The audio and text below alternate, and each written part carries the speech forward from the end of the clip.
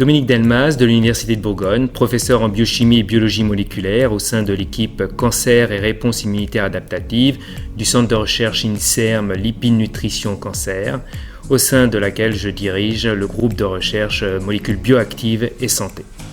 Alors, les thématiques de recherche que nous développons sont l'étude des molécules principalement d'origine naturelle, dont les molécules produites par la vigne et retrouvées dans le vin, et leur impact sur la santé humaine, qu'ils soient bénéfiques ou négatifs.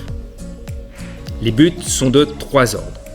Le premier est de déterminer l'impact d'une consommation modérée de vin sur la santé, notamment sur des processus de dégénérescence et de pathologies associées au vieillissement, tels que le cancer, l'immunité ou encore l'inflammation.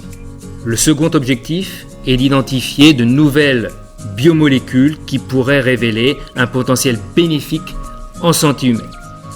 Le troisième objectif est d'évaluer l'utilisation de ces molécules comme adjuvants thérapeutiques dans de nombreuses pathologies.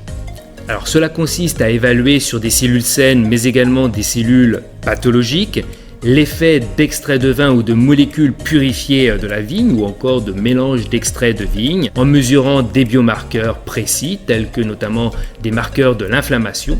Et une fois validés, nous passons alors sur des modèles in vivo afin de déterminer dans un contexte physiologique global l'effet de ces extraits ou de ces molécules en santé. Alors tout d'abord, vis-à-vis des pratiques de vinification, nous avons pu montrer notamment que le temps de macération en rouge influait sur la qualité et la quantité des polyphénols présents dans le vin, engendrant parfois des effets opposés, et donc cela constitue un élément majeur en termes de santé.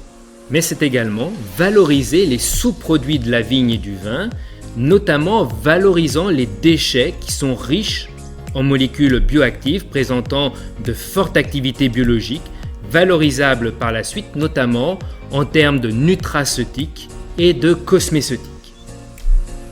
Je pense qu'une meilleure compréhension des compositions du vin et des effets associés à une alimentation équilibrée et raisonnée doit permettre finalement de s'inscrire pleinement dans une politique nutritionnelle et préventive associée donc à la politique de santé et de consommation.